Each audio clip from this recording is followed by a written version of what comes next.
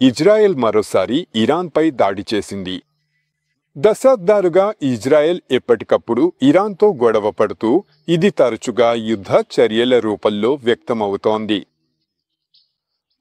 Israel ఇరాన్తో పాటు చుట్టూ ఉన్న అరబ్ దేశాలతో ధైర్యంగా తలపడగలగడం ఒక్కటే కారణం వల్లే యునైటెడ్ స్టేట్స్ ఆఫ్ అమెరికా అన్ని విధాలుగా యూదుల దేశాన్ని మద్దతు ఇస్తోంది. ఎన్నికలకు ముందు డొనాల్డ్ ట్రంప్ అనేకసార్లు తాను యుద్ధానికి వ్యతిరేకమని పునరుద్ఘాటించాడు. యుద్ధానికి వ్యతిరేకం, అది భయంకరం అని డొనాల్డ్ ట్రంప్ అన్నాడు. కానీ ఇప్పుడు ట్రంప్ స్వయంగా ఇరాన్కు అల్టిమేటం ఇస్తూ సైనిక దాడులతో బెదిరిస్తూ ఒక ఒప్పందాన్ని ఆమోదించమని సూచిస్తున్నాడు. మీరు చెప్పవచ్చు, కారణం స్పష్టమే, అదే ఇరాన్ యొక్క అణు ప్రోగ్రాం. వారు పట్టుదలగా అణు బాంబు తయారు చేస్తున్నారు. ట్రంప్ ఇరానీలను అణు ఆయుధాల తయారీని విరమించమని ఒప్పించడానికి ప్రయత్నిస్తున్నాడు. తద్వారా సంభవించే ప్రమాదాన్ని తొలగించాలనుకుంటున్నాడు. ఎందుకంటే స్వతంత్రమైన ఇరానీలు తమ అణు క్షిపణులతో అమెరికా లేదా ఇజ్రాయిల్పై దాడి చేస్తారేమో. అది ఎంత భయంకరంగా ఉంది. కానీ ఇది అబద్ధం, ప్రజల కోసం వేసిన నాటకం. ఇరాన్కు అణు ఆయుధాలు లేవు. ఇరాన్ అణు బాంబు అనేది ఒక మిథ్యం, కల్పితమైన భయపెట్టే కథ మాత్రమే. అణు ఆయుధాన్ని తయారు చేసినా కూడా ఇరాన్ అమెరికా సంయుక్త రాష్ట్రాలకు గణనీయమైన ముప్పుగా నిలిచేంతగా ఆయుధాలను కూడబెట్టలేడు. అసలు ఎట్టి పరిస్థితుల్లోనూ చేయలేదు. ఇరాన్ అమెరికా సంయుక్త రాష్ట్రాలకు ఇప్పుడు గాని భవిష్యత్తులో గాని ఎలాంటి సైనిక ముప్పు కలిగించదు. అయితే ఏమీ అర్థం కావడం లేదు. ఇరాన్కు అణు ఆయుధాలు లేవంటే అమెరికా ఎందుకు ఆందోళన చెందుతోంది? ట్రంప్ ఎందుకు ఇరాన్పై దాడి చేస్తానని బెదిరిస్తున్నాడు? వాస్తవానికి ఈరోజు దేశాలు, లేదా మరొక మాటలో చెప్పాలంటే ప్రపంచ ఆర్థిక ప్రాంతాలు సంక్షోభంలో బతికేందుకు పోరాడుతున్నాయి. ఏ సంక్షోభంలో? మీకు సంక్షోభం కనిపించడం లేదా? మనిషి సమాజం ఇప్పటికే 10 ఏళ్లుగా శక్తి కొరత సంక్షోభంలో జీవిస్తోంది. అందుకే తక్కువ సమర్థత కలిగిన, స్థిరంగా లేని మార్గాలతో, సౌర ప్యానెళ్లు, గాలి జనరేటర్లతో లేకపోయిన శక్తిని పొందేందుకు ప్రయత్నాలు జరుగుతున్నాయి. అలాగే ప్రపంచ ఆర్థిక వ్యవస్థలో అధిక ఉత్పత్తి సంక్షోభం, అదే సమయంలో ఆర్థిక బుడగలు అధికంగా పెరిగిన సంక్షోభం ఉంది. అమెరికా డాలర్ ప్రపంచ కరెన్సీ, కానీ డాలర్ బుడగను ఊహించలేని స్థాయికి పెంచేశారు.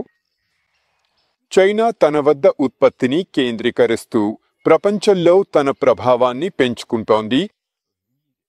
చైనా మరింత బలంగా మారుతోంది. ఇది అమెరికా నాయకత్వాన్ని ప్రమాదంలోకి నెక్కుతోంది. చూడండి, అమెరికాకు ఆందోళనకు కారణాలు చాలానే ఉన్నాయి. ఆగండి మీరు అంటారు. ఇంతవరకు చెప్పినవన్నీ అమెరికా సమస్యలే కదా. ఇక్కడ ఇరాన్కు సంబంధం ఏమిటి? ఎలా సంబంధం లేదంటారు? ఇరాన్ ప్రపంచంలో ఉత్పత్తి అయ్యే ముడి చమురులో 4 నుంచి 5% భూమి నుంచి తీయిస్తోంది. ఇరాన్ ఎప్పుడూ చమురు ఉత్పత్తిలో టాప్ 10 దేశాల్లో ఉంటుంది. ఇరాన్ ప్రపంచంలో ఉత్పత్తి అయ్యే సహజ వాయువులో 6 నుంచి 7% భూమి నుంచి తీయుతోంది.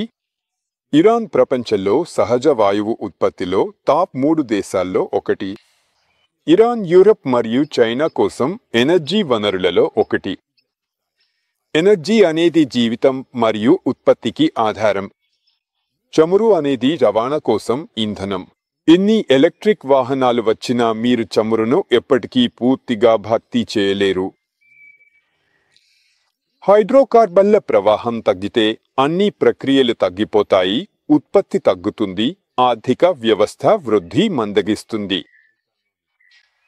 ఇదే ట్రంప్కు కావాల్సింది. అమెరికా సంయుక్త రాష్ట్రాలు ఇరాన్ నుంచి యూరప్, చైనా వైపు చమురు, వాయువు ప్రవాహాన్ని తగ్గించాలనుకుంటున్నాయి. ట్రంప్ యూరప్, చైనా యొక్క అత్యంత బలహీనమైన స్థలాన్ని లక్ష్యంగా చేశాడు. అదే నిరంతర చమురు, వాయువు ప్రవాహంపై ఆధారపడటం. ఎనర్జీ వనరుల సరఫరాను ఆపేయడం అనేది అత్యంత సులభమైన మార్గం. యూరప్, చైనా ఆర్థిక వ్యవస్థలు ఉత్పత్తి తగ్గిపోతాయి. వాటిలో కొంత భాగం అమెరికాకు మారిపోతుంది. బలంగా మారాలంటే తప్పనిసరిగా మీ స్వంత శక్తిని పెంచుకోవాల్సిన అవసరం లేదు. ఇంకొక వ్యూహం ప్రత్యర్థులను బలహీనపరచడం. ఇదే ట్రంప్ చేస్తున్నది. అతని ఆజ్ఞకు లోబడి ఉన్న ఇజ్రాయెల్ చేత ఇరాన్పై దాడులు చేయించడం ద్వారా. డొనాల్డ్ ట్రంప్ అబద్ధం చెప్పడం లేదు. అతను నిజంగా అమెరికాను రక్షిస్తున్నాడు. ప్రపంచవ్యాప్తంగా సంక్షోభంలో బతికే పోటీ. ట్రంప్ ఒక్కటే మోసం చేస్తున్నాడు, అదే ఇరాన్ భయంకరమైన అణు ఆయుధాల గురించి. కానీ అమెరికా ప్రభుత్వాలు తమ జోక్యాన్ని న్యాయపరుచుకోవడానికి కథలు కల్పించాల్సి వస్తోంది.